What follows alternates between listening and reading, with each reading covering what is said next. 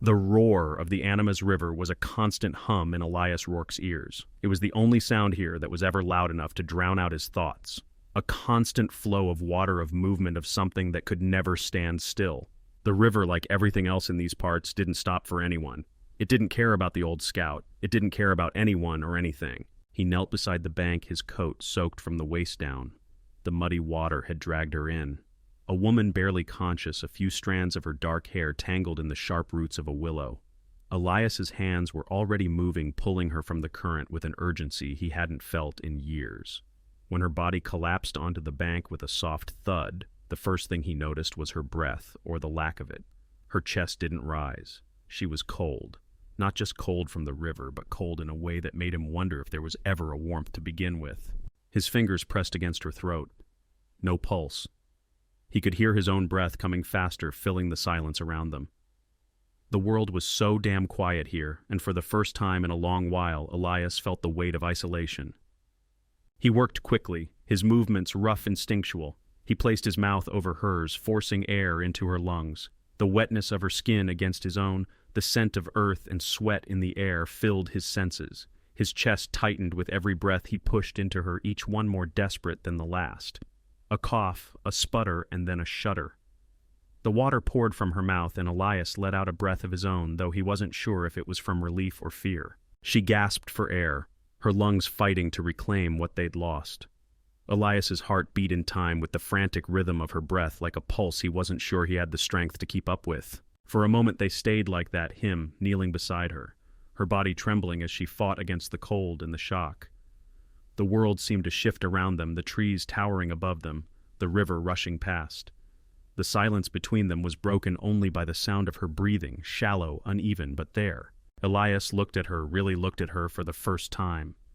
Her skin was pale from the cold, her dark hair matted against her face, but there was something familiar about her. Her eyes fluttered open, not fully, but enough for Elias to catch the fleeting recognition in them. They were eyes that had seen too much, eyes that had known suffering, the kind that carved deep and permanent scars. Her voice when it came was a rasp, barely audible above the sound of the river. Bad men, always looking. Elias's jaw clenched. He was used to the weight of silence, but her words seemed to hang in the air like a warning, like an echo of something he'd been running from for far too long. He wanted to ask her who they were, where they'd come from, but he knew the answer was already written. She didn't belong here, and neither did he. "Take it slow," he said instead, his voice rough from the cold and the tension in his chest. "You're safe here for now." Her head jerked slightly as if she wanted to speak, but the effort drained her, and she slumped back against the ground. Elias moved quickly, then gathering her up in his arms, feeling the chill of her skin against his, the dead weight of her body. He could feel the tension of her bones beneath his hands, the shallow rise and fall of her chest. He'd seen death up close, too close, but this was something different. She wasn't dead, not yet. But how long could that last? The woman was small in his arms, fragile, but Elias couldn't afford the luxury of feeling tenderness for her. He had no room for that. The cabin was a few miles away, just a short distance, but a dangerous one if he didn't move quickly. There were people who would come looking for her, people who didn't take kindly to their property running off, people who wouldn't care about any excuses. Elias stood shifting the weight of the woman in his arms. She didn't stir, didn't fight him. Her body was a limp weight against him, but Elias knew he had to move. He wasn't the kind of man to stand still when there was danger at hand. He didn't wait for permission from anyone, least of all himself. He had a job to do, a responsibility he couldn't shirk. As he turned to head back to the cabin, a faint sound, distant but growing louder, made him pause. He knew that sound. The clip of hooves against stone, the rattle of metal against leather. Someone was coming. Elias's hand tightened around the hilt of his knife, and he turned his head to look over his shoulder, his eyes scanning the shadows along the tree line. The sound was too distinct to ignore, too close for comfort. He could feel the hair on the back of his neck rise. He took a step back into the shelter of the trees, holding his breath. The sound of hooves grew louder. He had to decide quickly, stay hidden or risk drawing attention. The decision was made for him. The silhouette of a rider emerged from the woods, a man atop a horse, moving at a slow, deliberate pace. Elias's breath caught in his throat. He recognized the man. It was Call Silas Beaumont. A chill ran down Elias's spine, colder than the river. He'd seen Beaumont's face before, years ago during the war. A man with too much power, too much ambition, and a reputation for being ruthless. Elias had hoped never to see him again. Yet here he was riding toward him with an air of casual menace that made the trees seem to shrink away. Elias took another step back, clutching the woman tighter as Beaumont's horse crested the rise. The sound of hooves grew louder, and Elias's heart thudded in his chest. The game had changed. Elias slipped into the trees with the woman in his arms, the river's roar fading under the creak of leather and the faint brush of pine boughs. The rider on the ridge paused to study the bank, then angled his horse away, a patient silhouette moving along the rim. Elias kept a shadow. The woman's breath rasped against his chest. Her skin was ice. He adjusted his grip and climbed. The cabin sat on a rise where the trees thinned. He shouldered the door and set her on the bed. The place smelled of old ash and pine pitch. A kettle, a tin cup, a peg with his coat's twin hanging from it. A framed tintype watched from the shelf. He ignored it. He stoked the stove-set water to heat and wrapped the woman in his coat. Steam drifted up in ribbons. He squeezed out a cloth, then paused with it in his hand. Her eyes were open, glassy, and dark. He lifted his empty palms. "May I clean these?" He tilted his chin at her wrists. She studied him, then gave a small nod. Rope burns ringed her skin like angry bracelets. He dabbed gently, working with the slow care of a man diffusing his own nerves. Her shoulder was bruised. A purple crescent bled into her collarbone. He looked away. "Drink," he said, holding the cup. Small sips. She took it with both hands. The cup rattled against her teeth. The first swallow brought a cough, but she kept the rest down. Heat put a little color in her face. "What do I call you?" he asked. Her gaze flicked over the room, always toward the door between breaths. "Tala," she said, voice rough. "I am Elias." She nodded once. The coat swallowed her, the collar up to her chin. She curled into the wool and shut her eyes like she might fold herself small enough to vanish. Elias barred the door. He stood a long while and listened, wind through needles, a jay screeching down in the draw, no hooves.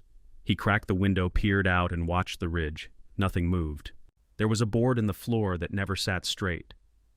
He pried it up and took out a wrapped bundle. A Colt, oiled and tight. 6 cartridges. He loaded without sound, thumbed the cylinder, and slid it into the holster that had waited under the chair for years. He left the board loose. When he turned, Tala was awake again. She tracked the movement of his hands. She did not flinch at the sight of the gun. Her fingers traced her wrist, as if the skin itself was a map. "You are alone," she said. He nodded. "The door." She pointed at the heavy beam. "Strong enough." "Men will come," she said. No tremor, just a truth placed between them like a stone. "I know." He did not sleep that night. He sat in the chair and watched the fire burn down, then fed it when it sank into red. Tala slept in fits, waking with a short gasp and closing her eyes again. At the first blue shade of morning, he cooked corn mush and boiled coffee thin as river water. She ate as if each bite had to be earned. He took his rifle from the pegs. "I need to check the traps," he said. Her eyes sharpened. "You leave me. For a short time. Bar the door after me. If you hear horses go into the cellar," he tapped the trap door under the table, "I will show you." He lifted the panel. The earth below held the cool breath of potatoes and dirt. Tala crouched, tested the ladder, then surfaced. She slipped the beam into the door bracket and lifted it out twice, learning the weight. She nodded. Outside, he smelled the world after rain. Wet bark. Crushed mint along the path. The river was still brown and swollen, carrying whole branches and tangles of root. He walked the bank, eyes scanning. He set a pace that kept his lungs steady and his mind even. The first 3 traps were empty. The 4th held a rabbit. He reset cut prints of deer near the willow and turned to go. Then he saw it. A thread of smoke far upriver, thin and careful, rising straight until the breeze took it. Not a cook fire for comfort. A low fire for staying hidden. He stared a beat longer, then angled through the trees, fast and quiet. At the cabin, he whistled low before he reached the porch. The beam scraped. The door opened a thumb's width, then more. Tala had his coat cinched tight. The look she gave him said she had not liked the door between them. "Smoke," he said. "Upstream. Men close." Her mouth thinned. She moved without prompting, checking the shutter, counting in silence. He set the rabbit on the table, then carried a bucket to the creek and filled it. When he came back, Tala had stacked a short pile of rags, a lamp, a corked bottle of oil. She had found the hammers and nails and laid them where his hand would land. "Cellar," he said. Only one way, she answered. "That is enough." They prepared in the small ways that meant life here. He split 2 boards and made a brace for the broken sill. He set his rifle near the window barrel, angled where it would not show against the light. She bound her ribs with a strip torn clean from a spare shirt, each pull of cloth slow and clenched. He did not offer to help. She did not ask. By late afternoon, the sky had a copper edge. A hawk rode a pocket of air above the ridge. The forest held its breath in the hour before dark. Elias cleaned the Colt again. Tala sat close to the hearth without fire, her hands working 2 strands from a length of torn cloth. Her eyes kept straying to the door. Hooves were first. Then the jingle of a bit and the small clack of spur on stirrup. Elias stood to the side of the door where the wall would hide him. He kept the rifle low, one hand loose on the stock. Tala drifted to the trap door. He saw her inhale and hold it. He saw her release the breath without sound. "Hello," the cabin called a voice outside. The tone carried charm like a coat carries dust. "We are watering horses, looking for a missing girl. Might be she had some trouble in the river." Elias did not move. "Stream is down the slope," he said. "Help yourself." The horse shifted. Leather creaked. "Much obliged," the voice said. "Folk tell me you are Elias Rourke." The name came plain. No question in it. Elias said nothing. Another voice spoke lower and tighter. A man with a scar by the dry scrape in the sound. A third voice said nothing, but Elias felt the pause where a tracker looked and listened. The first voice brightened. "If a Ute girl comes by, I would pay for the news. I am Silas Beaumont. I aim to set things right." Elias eased the latch and let it click into a new notch. "Ain't seen anyone," he said. "Well," Beaumont said, "lucky quiet out here." Hooves turned in the needles. The small party drifted away toward the stream. Elias waited until their sounds grew thin, then longer. He did not lift the beam. He did not light the fire. Night came all at once.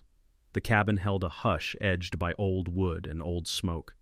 Tala crouched behind the table with the knife in her hand. Elias watched the black beyond the window become a mirror. His own eyes looked back at him, then vanished when a cloud let the moon through. Glass popped. A shot cracked. The window shattered inward in a shower of splinters and cold air. The ball smacked a beam and hummed. Tala hit the floor on instinct.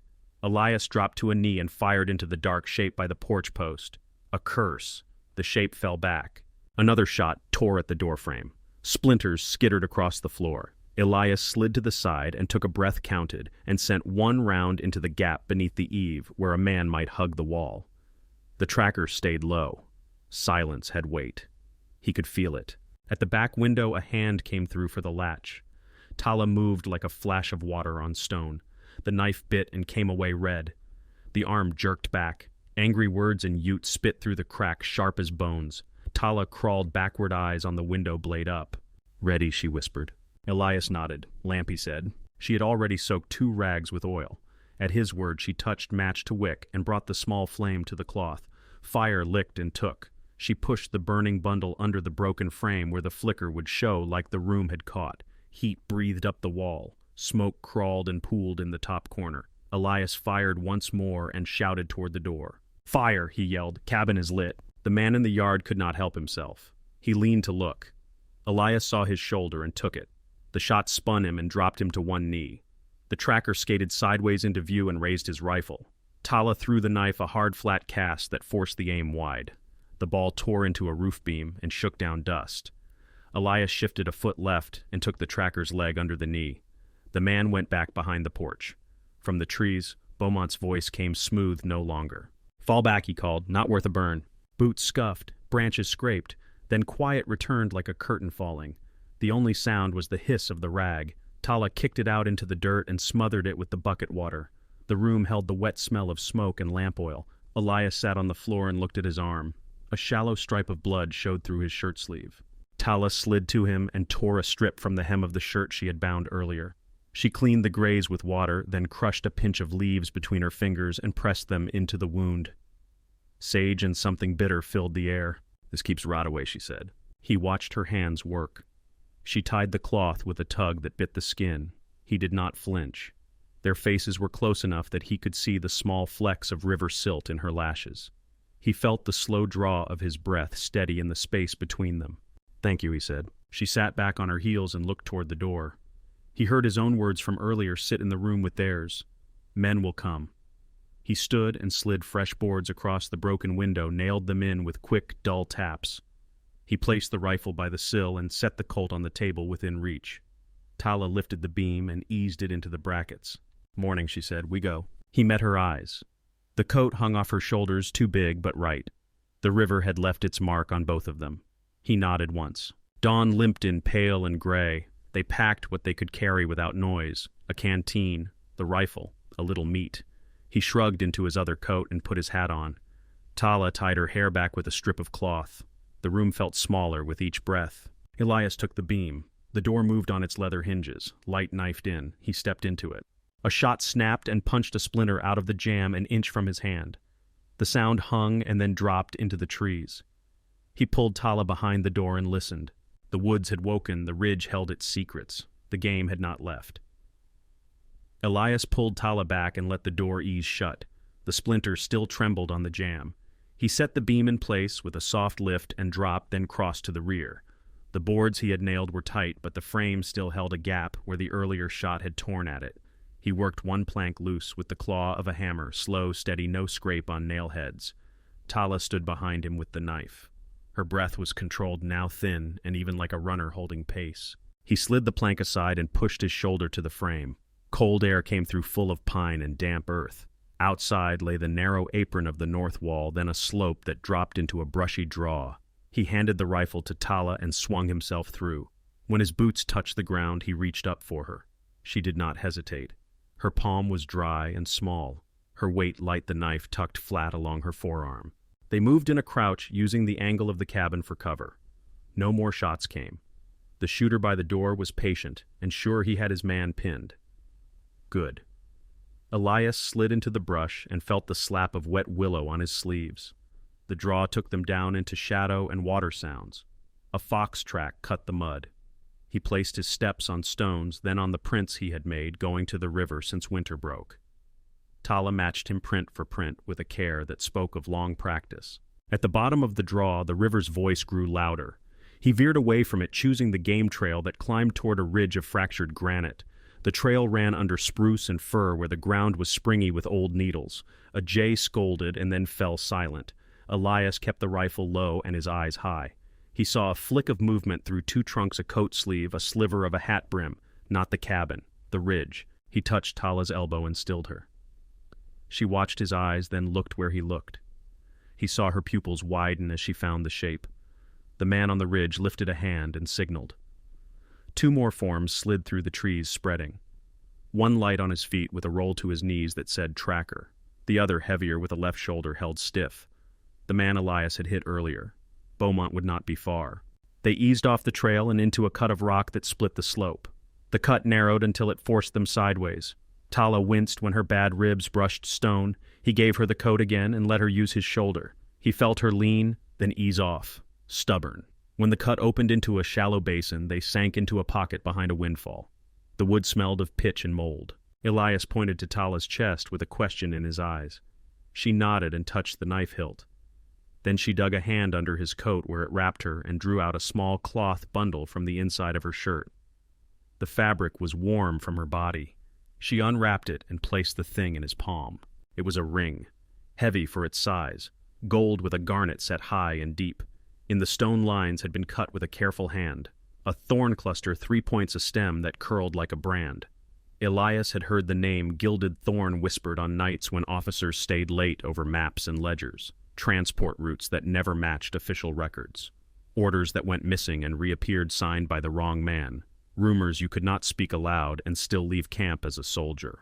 From his tent, Tala whispered, "Proof." He closed his hand over the ring and felt the bite of the carved edges against his skin. Heat rose in his chest, a mix of anger and recognition. There were names that survived war without changing. This was one of them. Boot leather grazed stone above them, a small accidental sound that carried farther than it should. Elias slid the ring back to Tala. She tucked it into the pocket she had sewn inside the lining of her shirt and smoothed the cloth flat with the back of her fingers. They both looked up. Captain James Harlan, 4th Cavalry, called a voice. It had weight and drill in it. It had the shape of command learned over years of men stepping forward when told. "You in the rocks there. Stand up with your hands shown." Tala's eyes flicked to Elias. His jaw worked, but no sound came out. He knew that voice. He had not heard it since a day of smoke and dry grass and a circle of riders who never looked down at faces as they passed. The sound shook a part of him he had tried to nail shut. He stood slowly, hands open. The brush rattled behind him as Tala crouched lower. He was not going to name her. He was not going to put words to her shape. "Evening, Captain," Elias said. From the ridge, a figure stepped into view, coat, neat hat brim, straight belt at the correct notch. The face was leaner than in memory, but the eyes were the same pale color, like water that had never seen mud. Harlan smiled. It did not reach those eyes. "Elias Rourke," Harlan said. "Scout who could read a trail if a ghost walked it. You kept your head down. Sensible." Another shape joined him. Beaumont back straight and at ease, letting Harlan carry the tone. A third man flanked the tracker with a bandage at the knee. The scarred man brought up the other side, his arm bound to his chest. 4 in sight. Others could be in the trees, or not. Elias felt the old habit of counting and placing. He let the numbers slide past like leaves on water and focused on the men in front of him. "You came under false colors," Elias said. "No 4th Cavalry up here." Harlan lifted his palms and shrugged with a small tilt of his shoulders. "Color is a matter of who tells the story, Elias. Step out now." Elias took 1 step. He saw Harlan's gaze flick to the brush where Tala lay. The flinch was small and controlled, but it was there. Beaumont saw it too. His mouth made a thin line. He had been expecting this quarry, not the old scout who had no reason to pick a side. Beaumont spoke like a man at a picnic. "I am here to retrieve property. A girl who ran from work she owes and an item she took that belongs to me. I will pay for trouble. I will pay for pain if that is what your conscience wants." Elias kept his voice level. "No girl here." Harlan's smile fell away. "You cannot play the hero, Elias, not now." Something in Elias went still. A winter day in a different state, a creek bed iced along the edges of a village that was simply a place to live with smoke thin and straight in the cold. Orders given without a pause. He had brought them there. He had watched the first fire catch at dry thatch on a roof. He had told himself his duty was to the map and the line on it. Later, he had put his report in a superior's hand. The paper had disappeared. The captain had received new insignia and a better horse. He looked at Harlan and said, "I am not playing." The darkness settled deeper between trees. Elias felt the drop in temperature when the last light went from the ridge. If they traded rounds here, the rocks would turn each shot ricochet them in strange arcs. The tracker knew it too. He had shifted to find an angle. Tala's breath touched Elias's boot through the brush. He made the smallest movement of his hand. "Stay." "Last offer," Beaumont called. "Send her out. Hand me the ring she stole. Walk away, Mr. Rourke." Elias moved toward the deeper cut in the rocks on his right without looking at it. A turn lay there that fed to the ravine that ran toward the river. He felt it in his bones like a map drawn inside his ribs. Harlan saw the shift. He raised his rifle and sighted down it. Elias fired first, not to kill, to make them duck. He did not wait to see if it worked. He dropped into the cut and felt Tala rise and move with him close enough that the edge of her coat brushed his hand. A shot cracked where his head had been. Stone spit dust. They ran hunched shoulders, scraping granite boots, slipping on pebbles that went skittering and told the whole hillside where they were. Voices came hard and clear behind them. The tracker was fast on bad legs, faster than Elias would have guessed, and the scarred man had the athletic patience of someone used to hurt. The cut narrowed to a cleft. It stank of wet rock and old leaves. It widened, then fell away under them without warning. Elias threw a hand back and caught Tala before she slid. He eased them over the lip. The ravine opened into a longer run, walls, close and dark. The sound of water grew louder, the kind of loud that is not sound but pressure in the ear and chest. The river.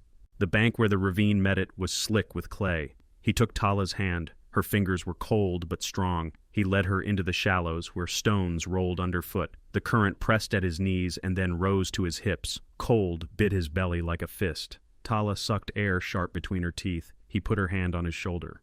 "Let it take your legs," he said. "Head up." A shot cracked high and to their right. Another. Bullets hit water and made quick white mouths that vanished. He ducked, kept Tala's chin above the surface, and let the current take them into the main run. The world narrowed to cold and noise and the steady pull of water. He kicked to correct their angle when the current wanted to push them against a snag. The snag raked his thigh through wet cloth. He felt heat there that meant blood. Then the cold took that too. Tala held on. She did not thrash. She moved when he told her to move and held when he told her to hold.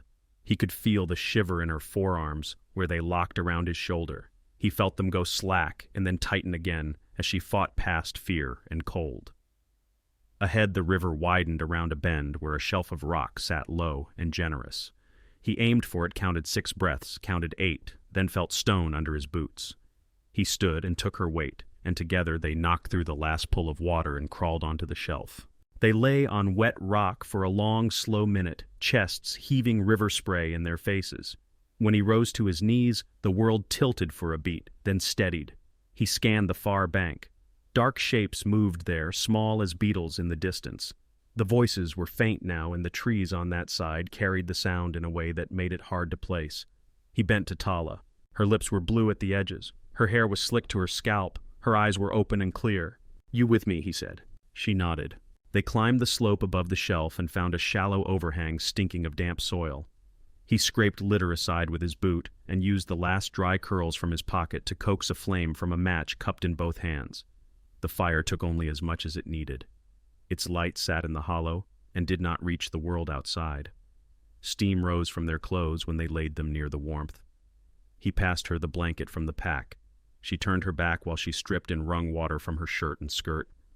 He did the same and put his bare hands toward the heat until his fingers hurt from feeling again. Her ankle was swollen where a twist in the ravine had taken it.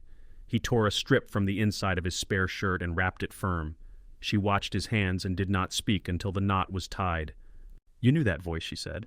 "Yes." She waited. "He ordered a village burned," Elias said. "I found it.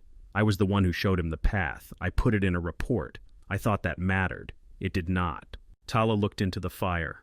The flames licked the black seam where damp wood wanted to resist and then yielded. She took a breath that moved slow and deep despite the bandage around her ribs. "You are here now," she said. He nodded once. Wind moved across the slope and made the spruce needles whisper. The fire crackled and ate. The smell of smoke threaded the hollow, a clean scent that clung to wool and skin.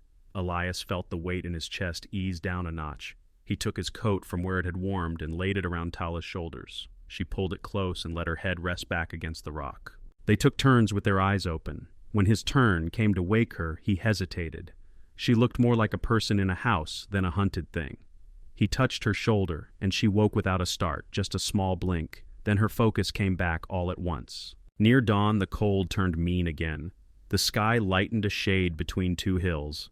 Elias rose and stepped to the lip of the overhang to look out.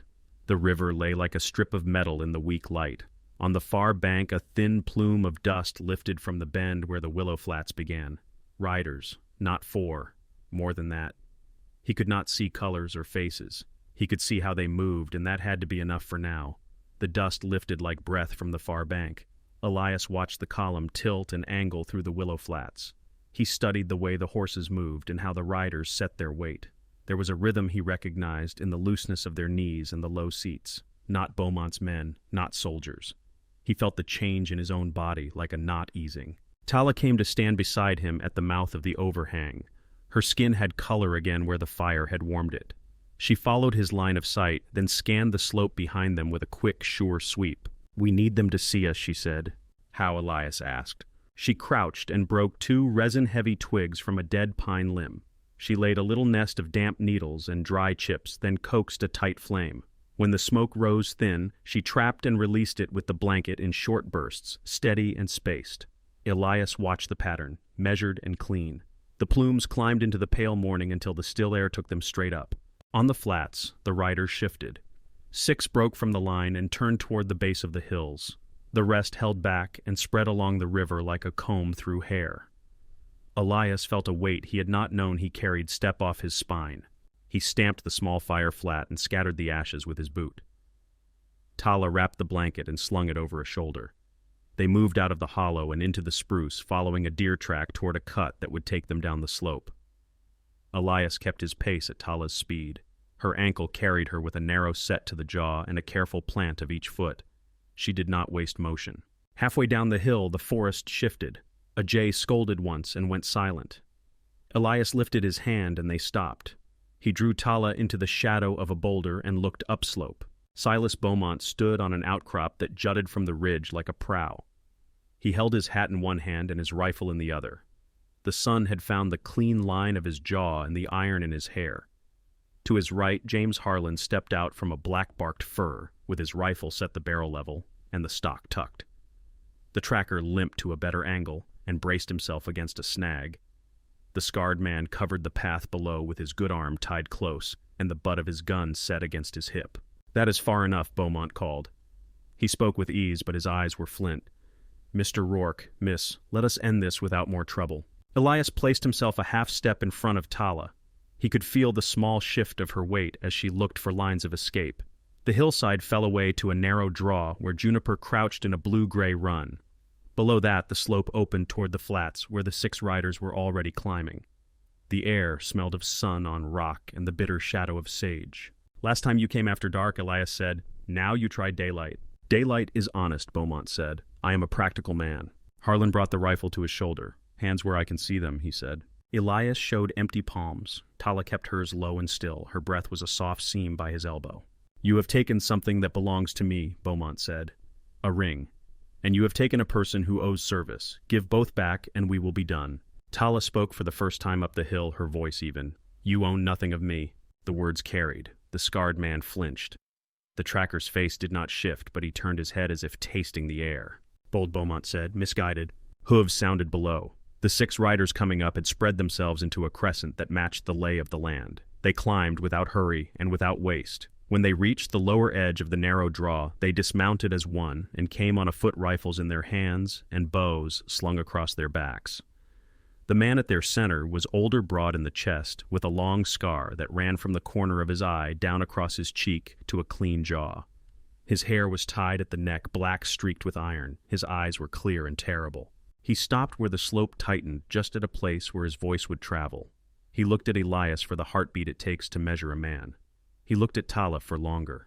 Drop your guns, the man said to the ridge. His English had the weight of stone. Beaumont smiled with nothing in it. This is not your quarrel. The man did not blink. Everything in these hills is my quarrel. My name is Iron Elk. Put the guns down. Harlan did not lower his rifle.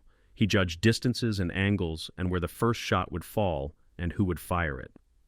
Elias could see the calculation in the slight tilt of his head. Beaumont's mouth thinned.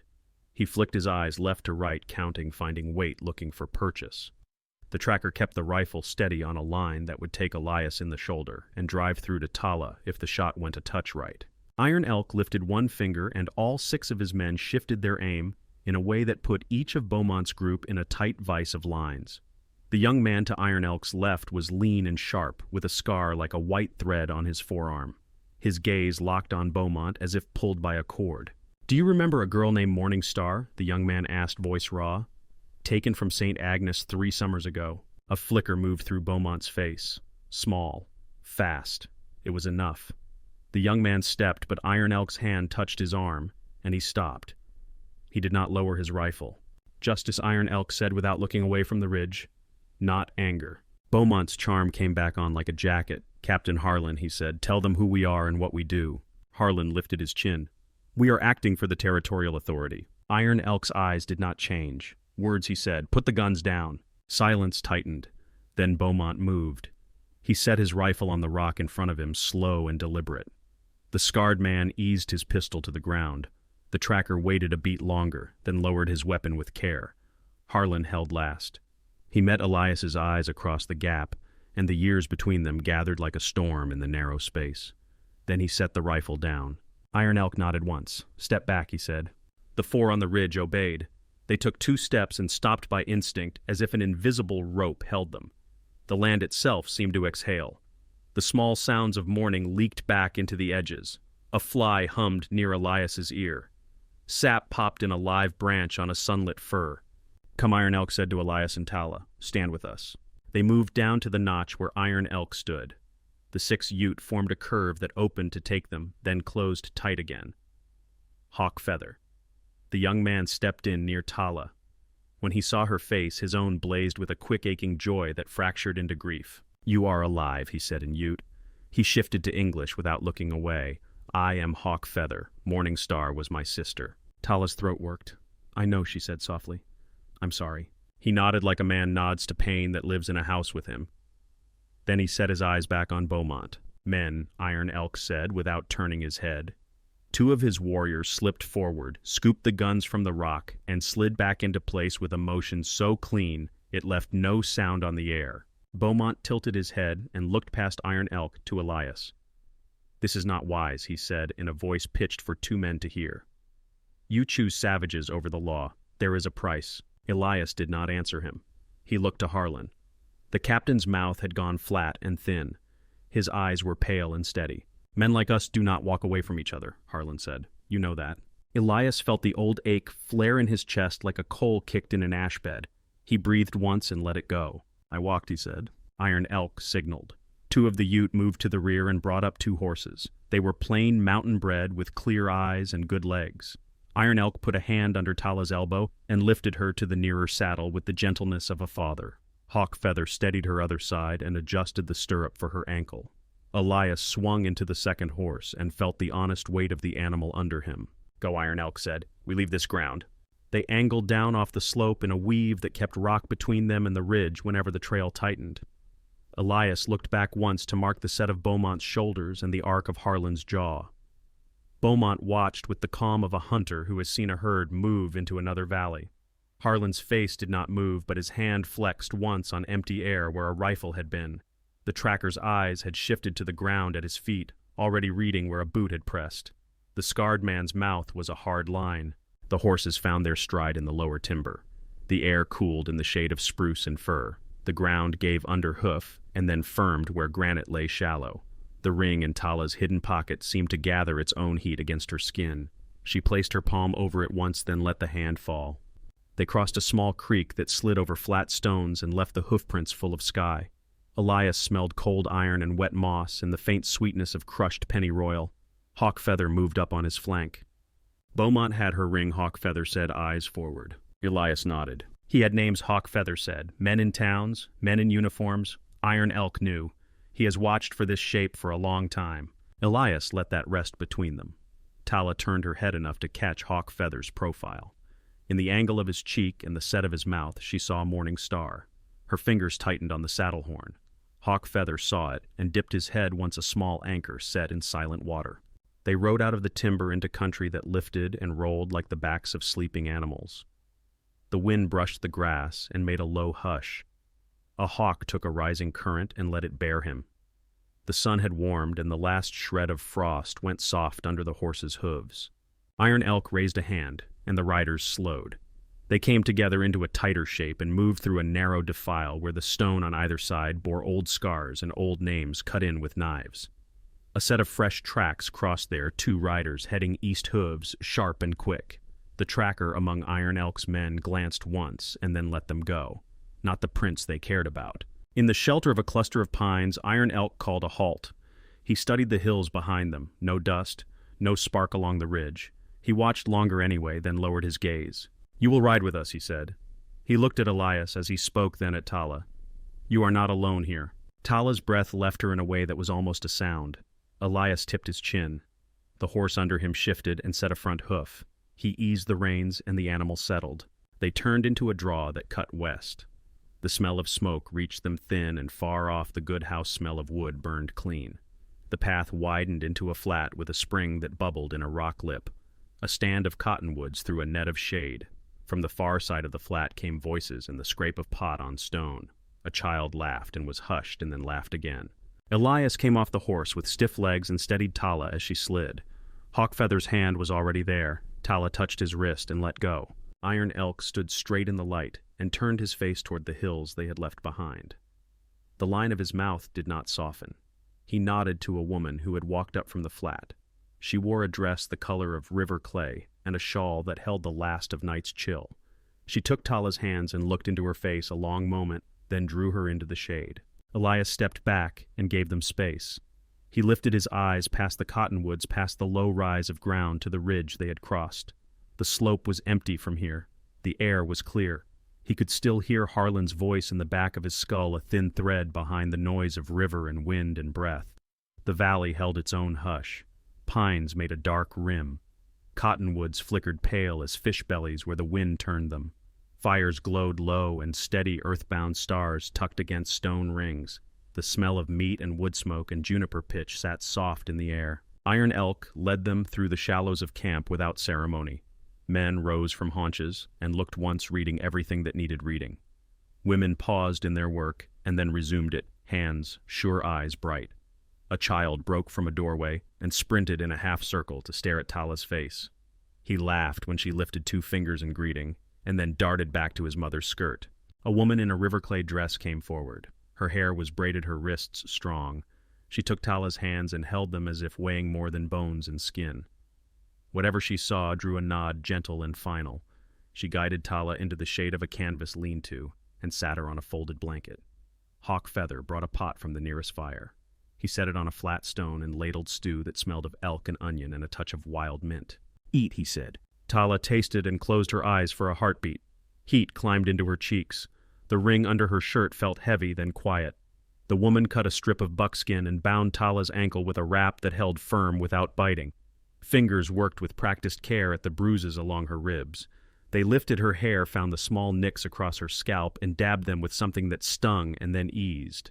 Elias stood off at the edge of the shade and watched the pattern gather itself. The rhythm of a place that had survived on order more honest than the kind found in offices and parlors. Iron Elk spoke to two men in short phrases that did not carry. On the far side of camp, 3 boys worked a green sapling into a bow, laughing as it bent and tried to whip free. Someone hammered something into place with a slow and even stroke. A dog lifted its head to look at Elias and then put it down again. No alarm.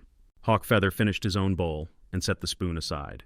He crouched opposite Tala, forearms on his knees. "Morning Star is gone," he said. "You are not," Iran, Tala said. She did not have that chance. Hawk Feather did not look away. "You have a thing that names the men who took her." Tala slid her hand inside the lining of her shirt. The cloth rasped her skin. She took out the small bundle and unwrapped it. The garnet drank the light, then gave it back in a slow pulse. The thorn inside was as thin as a cut on a finger. Iron Elk stepped close enough to see. He did not reach. He let the sight sit in him and anchor what he already knew. A line appeared between his brows and then smoothed away. "This has teeth," he said. "Keep it where teeth cannot find it." Tala wrapped the ring again and pressed it to her breastbone. The woman in the clay dress tied a small welted pocket inside the lining of Tala's coat with 3 quick stitches that held even under a pull. She tucked the bundle there and patted the cloth once a blessing without words. Elias went to the spring at the edge of camp. Water spilled clear from a stone lip and ran over a fan of algae that moved like fine hair. He knelt and washed the river grit from his hands. The scrape on his thigh had stuck to his pants. He poured water, then pulled fabric free with a quick breath the way a man pulls a splinter that has lived too long under skin. Blood sifted thin into the run and vanished. He splashed his face and scrubbed his beard until cold bit through to bone. When he rose, the world looked a touch sharper, as if smoke had burned off a field. Iron Elk joined him. The 2 men stood with their boots in meadow grass and watched the spring work. "They do not cross this ground," Iron Elk said. "Not long." Elias nodded. "They watch the edges." "They watch edges," Iron Elk said. "We watch centers." They looked at each other without turning it into anything else. Iron Elk clapped Elias once on the shoulder. The touch landed like the first steady note after noise. When Elias returned to the shade, Tala had drifted to a rest that was not the hard fall of a hunted sleep. Hawk Feather sat cross-legged near her, carving a notch in a stick with a small blade. He peeled the curl of wood, careful and thin eyes flicking up at any change in the sounds beyond the lean-to. The woman in the clay dress hummed low as she sorted herbs by the fire. Elias sank to a seat on a sled of bark and let his back touch the pole behind him. The coat he had given Tala lay across her shoulders. He reached to adjust it where it had slipped. Her hand found his for a brief second, warm through wool, then dropped. He did not expect to sleep, but sleep came. Not the brittle drift of a man set to wake at the first wrong noise. A deeper thing that took him without argument. When his eyes opened, light had moved 3 fingers along the canvas, and the sounds of the camp had shifted to the slow chores of late day. Tala was awake. She sat with her knees drawn, both hands tucked in the coat, and her head tilted as if listening to a bird he could not hear. "You rested," Elias said. "I did." They looked at each other with a steadiness that did not require speech. He saw the river still at the edges of her gaze and the fire seated higher. She saw water in his beard and smoke in his shoulders, and a new lift in how he held himself. Iron Elk came with a man Elias had not seen earlier. The newcomer carried a small book with a split spine and a pencil worn to a nub. He wore no gun. His palms were stained with what looked like ink. "This is Gray Otter," Iron Elk said. "He keeps what is true." Gray Otter sat and set the book on his knee. He did not open it. He let the silence settle around the 4 of them, then spoke. "You can put the shape of a thing in a head," he said. "It tilts when a man sleeps and leaks when he drinks. You can put it in a page. It stays."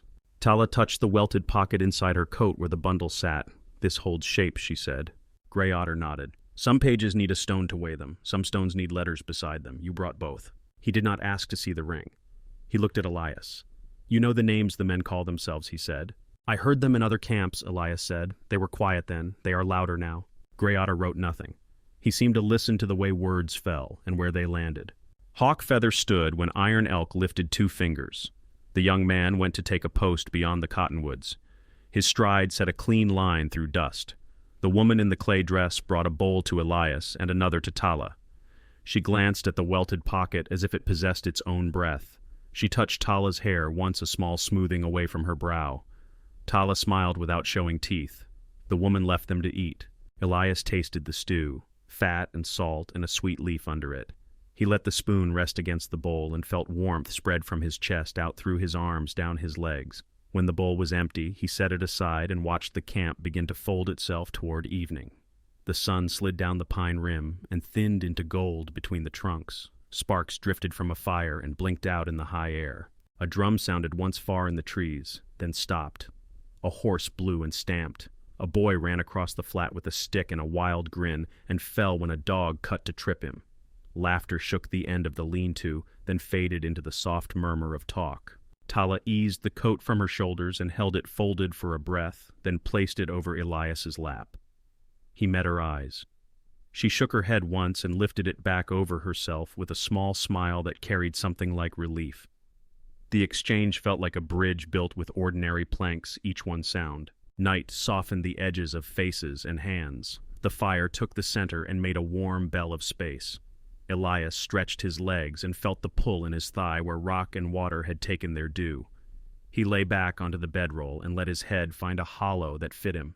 Tala slid down a handspan and turned on her side.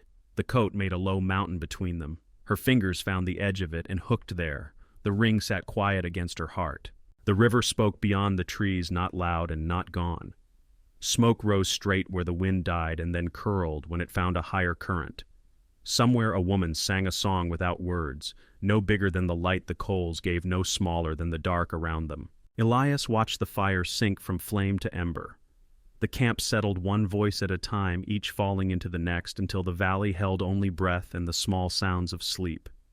He let his eyes close. The weight in his chest loosened another notch. The coat held its heat. Tala's breathing evened.